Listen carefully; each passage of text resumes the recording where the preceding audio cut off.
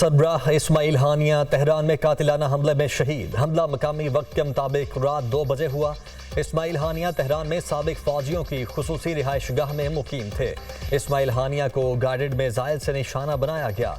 हमले में इस्माइल हानिया के मुहाफिज भी शहीद हो गए। ईरान के पासदारान इनकलाब का कहना है कि तेहरान में इस्माइल हानिया और मुहाफिज को क़याम गाह पर निशाना बनाया गया।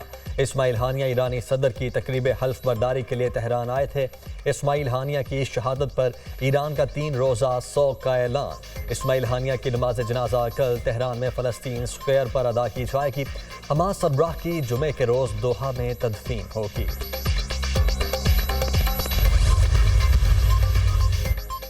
हमला किस जगह से किया गया, ईरान ने तहकीकात शुरू कर दी। ईरान की आला सिक्योरिटी क़यादत की बड़ी बैठक आला कौमी सलामती कौंसिल हमले पर रद्द-ए-अमल का फैसला करेगी। बदला लेंगे, ईरानी सदर का ऐलान। बुज़दिलाना हमले का हिसाब देना पड़ेगा। ईरान अपनी इलाकाई सालमियत और इज्जत का दिफा करेगा। दहशतगर्द हमलावर अपने बुज़दिलाना इक़दाम पर पछताएंगे, ईरानी सदर का बयान। ईरानी सुप्रीम लीडर का इसराइल के खिलाफ जवाबी कार्रवाई का ऐलान। आयतुल्ला खामनाई ने इस्माइल हानिया पर कातिलाना हमले पर अपने रद्द-ए-अमल में कहा, इसराइल ने अपने लिए सख्त सजा की बुनियाद फराहम कर दी। इस्माइल हानिया के कत्ल का बदला लेना ईरान का फर्ज है।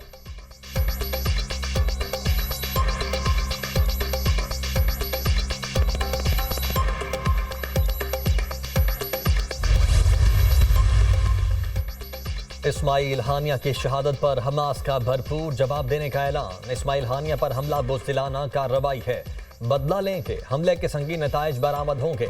इस्माइल हानिया को यहूदी एजेंटों ने निशाना बनाया। हमास तर्जुमान सदर फ़लस्तीन महमूद अब्बास की तेहरान में इस्माइल हानिया के कत्ल की शदीद मज़म्मत।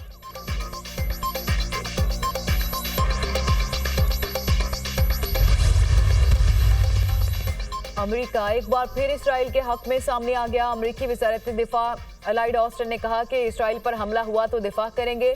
मशरिक़ वस्ता में जंग नागुज़ीर नहीं, कशीदगी कम करने की कोशिश कर रहे हैं। इसराइली फौज का इस्माइल हानिया की शहादत पर रद्द-ए-अमल देने से इनकार।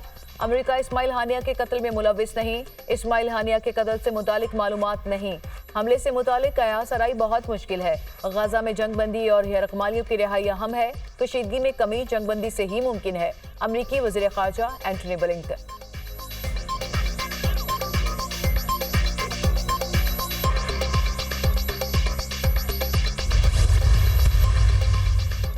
पाकिस्तान की हमास के सरबराह इस्माइल हानिया के कत्ल की मजम्मत। फ़लस्तीन के अवाम और इस्माइल हानिया के ख़ानदान से ताज़ियत। पाकिस्तान खित्ते में बढ़ती हुई इसराइली मुहिम जोई पर गहरी तशवीश का इजहार करता है। ऐसी कार्रवाई अमन की कोशिशों को नुकसान पहुँचाती है। यह दम इस्तेहकाम का शिकार खित्ते में एक खतरनाक इजाफा है। तर्जुमान दफ्तर खारिजा इस्माइल हानिया की शहादत से मुतल्लिक मजम्मती करारदाद कौमी असम्बली में जमा। करारदाद JUI पाकिस्तान की जानिब से जमा करवाई गई। फ़लस्तीन अजीम इनकलाबी रहनुमा और मुजाहिद से महरूम हो गया। करारदाद का मतन खैबर पख्तूनख्वा असम्बली में भी इस्माइल हानिया की खिदमात पर करारदाद पेश। हमास सरबराह की शहादत पर अफसोस का इजहार। इस्माइल हानिया की जिदोजहद को खिराज तहसीन पेश।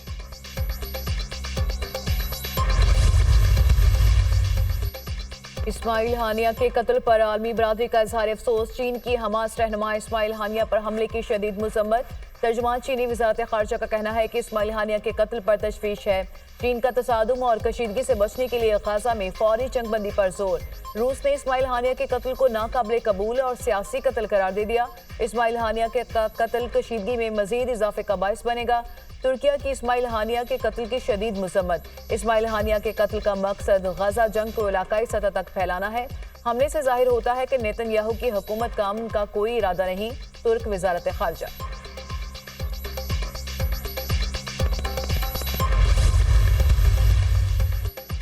गाजा जंग में इस्माइल हानिया के 3 बेटे, 4 पोते और 1 बहन शहीद हो चुकी। रवा साल 10 अप्रैल को इसराइली फौज ने हमला करके इस्माइल हानिया के 3 बेटों और उनके 4 पोतों को शहीद किया था। फरवरी में इसराइली हमले में इस्माइल हानिया के बेटे हाजिम हानिया को भी शहीद किया गया। हाजिम हानिया की उम्र 22 साल थी और वो कॉलेज के तालिबे इल्म थे।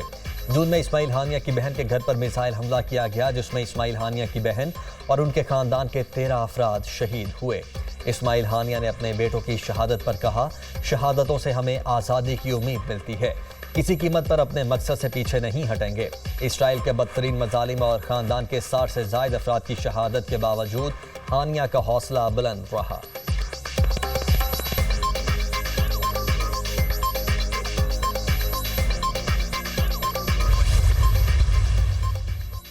इस्माइल हानिया फ़लस्तीन के साबिक वज़ीर-ए-आज़म और हमास के मौजूदा सरबराह थे।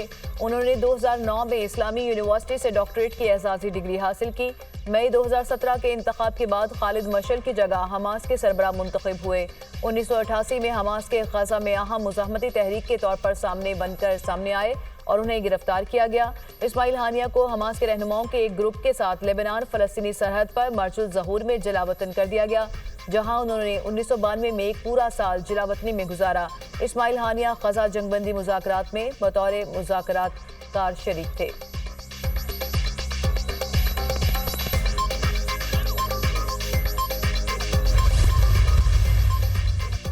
सरबराह JUI मौलाना फजलुर रहमान का इस्माइल हानिया की शहादत पर गहरे दुख और अफसोस का इजहार। फ़लस्तीनियों के गम में बराबर के शरीक हैं। इस्माइल हानिया की शहादत से फ़लस्तीन की आज़ादी की तहरीक ख़त्म नहीं होगी।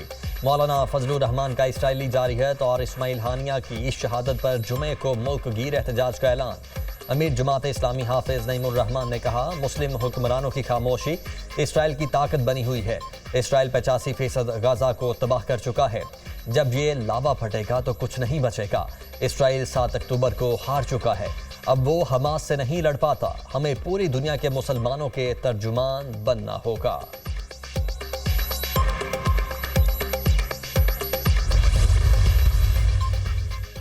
सेनेटर मुशाहिद हुसैन सैयद की इस्माइल हानिया के कत्ल की मसम्मत। कहा, इस्माइल हानिया की शहादत फ़लस्तीनी अवाम के लिए बहुत बड़ी बात है। ये फ़लस्तीनी जंग आज़ादी के लिए बहुत बड़ा धचका है। इस्माइल हानिया को निशाना बनाना ईरानी सिक्योरिटी और इंटेलिजेंस इदारों की बहुत बड़ी नाकामी है। इसराइल ने यह कदम उठाने से पहले अमरीकियों को एतमाद में लिया होगा। शेरी रहमान का कहना है कि ईरान की सालमियत पर हमला किया गया। इसराइल जंग को फैलाना चाहता है। इसराइल मशरिक़ वस्ता को अदम इस्तेहकाम का शिकार करना चाहता है।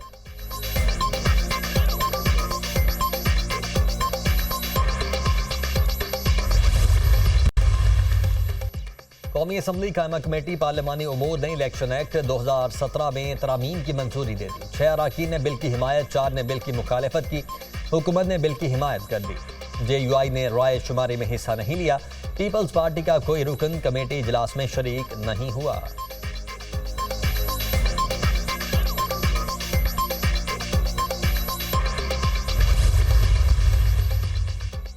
सुप्रीम कोर्ट के फैसले को बदलने की कोशिश की जा रही है। जो कवानीन बनाए जा रहे हैं ये काबिल कबूल नहीं।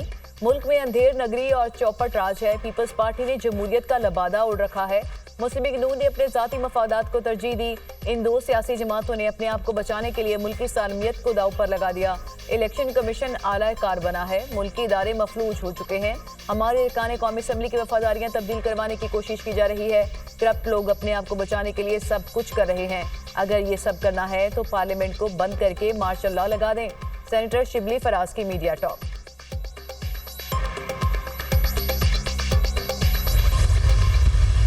ये तो अल्लाह को पता है किससे मुज़ाकरात करेंगे किससे नहीं। जहाँ तक रही बात मौजूदा सियासी सूरत हाल की, मेरा नहीं ख्याल कि कोई ऐसा इशू है कि सियासी सूरत हाल में कोई ऐसी चीज़ है कि जिसके ऊपर लोगों को परेशानी की ज़रूरत है। IPC से रिलेटेड जो थे कंसर्न, वो मैंने प्राइम मिनिस्टर साहब को वो सारी चीज़ें पहुंचा दी हुई हैं। हम इंशाल्लाह ताला उनके जितने कंसर्न एड्रेस कर रहे हैं और कमेटी बनी हुई है, उनके साथ मुज़ाकरात कर रही है। बलूचिस्तान में धरना चल रहा है, ये प्योरली प्रोविंशियल सब्जेक्ट बन चुका हुआ है और हम उनको 100% असिस्ट कर रहे हैं। गवर्नमेंट ही है जिसने ये सारा सीज़ फायर कराया है। एक ज़मीन के झगड़े पे ये सारी लड़ाई शुरू हुई थी और वो लड़ाई बढ़ती बढ़ती पूरे इलाके में फैल गई। मालूम नहीं बानी PTI किससे मुज़ाकरात करेंगे किससे नहीं। सियासी तौर पर किसी को परेशानी की ज़रूरत नहीं, सब चीज़ें मुस्तहकम हैं। IPPs के हवाले से वज़ीर आज़म को सारी चीज़ें पहुँचा दी हैं। IPPs के मामले को पूरी तरह एड्रेस कर रहे हैं। वज़ीर दाखिला मोहसिन नकवी की मीडिया टॉक। कहा, बलोचिस्तान में धरना सूबाई मामला है। पारा चनार में ज़मीन के तनाज़े पर लड़ाई हुई। हुकूमत ने सीज़ फायर करवा दिया। सिक्योरिटी के हवाले से पूरी जिम्मेदारी अदा कर रहे हैं।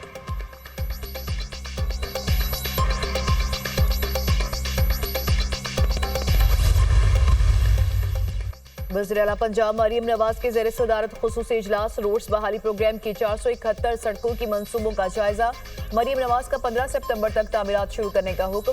5 साल का काम एक ही साल में करके लीड लेंगे। आवाम की सहूलत के लिए रोड्स प्रोग्राम को जल्द से जल्द मुकम्मल किया जाए। वज़ीर आला पंजाब इजलास में देहात में सड़कों की बहाली के लिए 75 मंसूबे पेश। करतारपुर कॉरिडोर की तामीर व बहाली का फैसला। जीटी रोड तक Quaid-e-Azam interchange road ring road की भी तामीर व तौसी की जाएगी।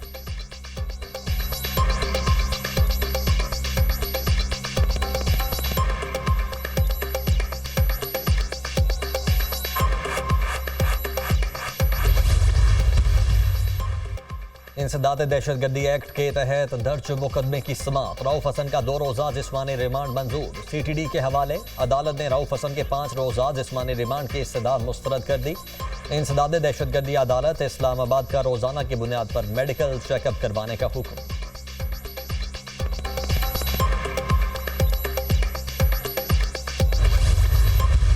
गैर कानूनी तरीके से रऊफ हसन साहब को और हमारे जितने PTI के एम्प्लॉइज़ हैं जो हेड ऑफिस में काम कर रहे थे, सैलरीज़ के ऊपर काम कर रहे थे, उन सब के ख़िलाफ़ जो गैर कानूनी तरीके से गिरफ्तारी की गई। भारत का वीज़ा लगना तो मेरा ख्याल है हम सब के लगे हुए हैं, बहुत सारे लोगों के लगे हुए हैं। हम सब गए हैं, मुख्तलिफ कॉन्फ्रेंसेस पे गए हैं, लेकिन उसका ये मतलब नहीं है कि आप टेररिस्ट बन जाते हैं।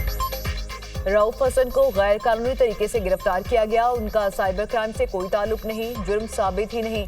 भारत का वीजा लगने से कोई दहशतगर्द नहीं बन जाता। अदालती फैसले के बाद आइन का तकाजा है कि मखसूस नशिस्तें PTI को दी जाएं। कानून के जरिए अदालती फैसले को तब्दील नहीं किया जा सकता। बैरिस्टर अली जफर की मीडिया टॉक।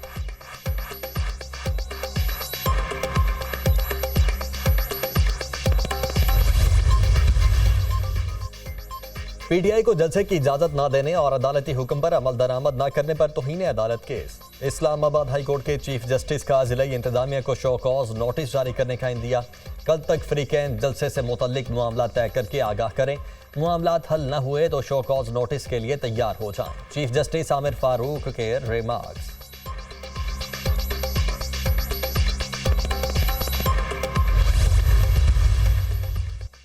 हुकूमत का डिजिटल दहशतगर्दी और फेक अकाउंट्स रोकने की जानिब पहला कदम। पाकिस्तान में पहली बार डेटा प्रोटेक्शन बिल तैयार। किसी की जाती मालूमात बगैर इजाजत इस्तेमाल पर सजा, जुर्माना या कानूनी कार्रवाई का सामना करना पड़ेगा। वजारत इंफॉर्मेशन टेक्नोलॉजी की जानिब से बिल सेनेट की कायमा कमेटी में पेश किया जाएगा।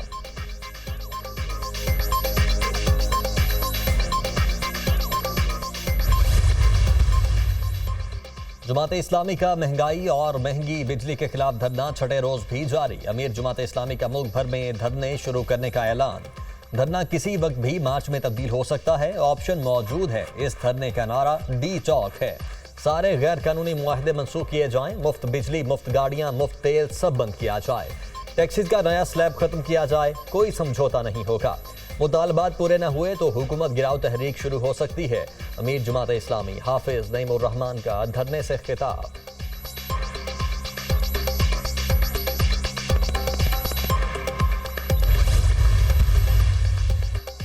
नेप्रा ने IPP से महंगे मुआहिदों का जिम्मेदार पावर डिवीजन को करार दे दिया। 2021 में IPP के साथ बातचीत पावर डिवीजन ने की। मुआहिदे करने से पहले पावर डिवीजन को सोचना चाहिए था। नेप्रा की मुआहिदों के मामले पर किरदार अदा करने से माजरत। पहले ये तयन करना चाहिए कि मुआहिदे दुरुस्त हैं या गलत। नेप्रा का जवाब।